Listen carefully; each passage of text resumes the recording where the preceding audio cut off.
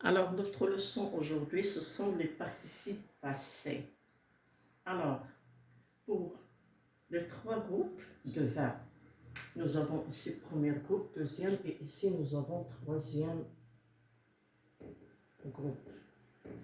Alors, vous constatez que le premier groupe, j'ai écrit seulement un verbe, c'est le verbe chanter. Le verbe chanter du premier groupe. Est-ce que ce verbe va perdre son radical au passé composé? Non, parce que ce sont les verbes du premier groupe, sont des verbes réguliers. Ça veut dire qu'ils gardent leur radicaux. Alors, j'ai chanté le radical plus le accent.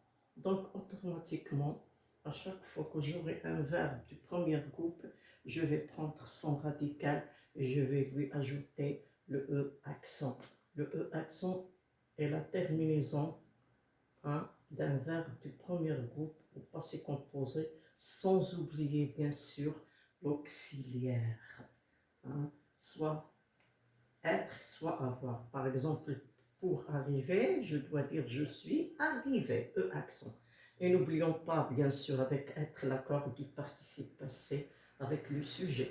Tu es fini. Alors, le verbe de deuxième groupe, comme finir, prenez finir comme modèle. Comme finir, on prend le radical aussi, c'est un verbe régulier comme chanter. Et on prend le radical plus i. Le i doit être la terminaison de tous les groupes de deuxième groupe passé composé. Alors, n'oublions jamais l'auxiliaire, parce que le passé composé, pourquoi on dit passé composé? Parce qu'il est composé de deux mots. On appelle ça auxiliaire.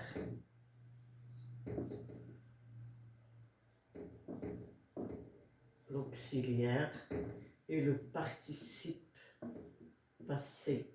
C'est le verbe. Qu'est-ce qu'un participe passé? C'est le verbe qui est conjugué au passé composé. Si je te dis entoure le verbe, tu vas m'entourer bien sûr chanter.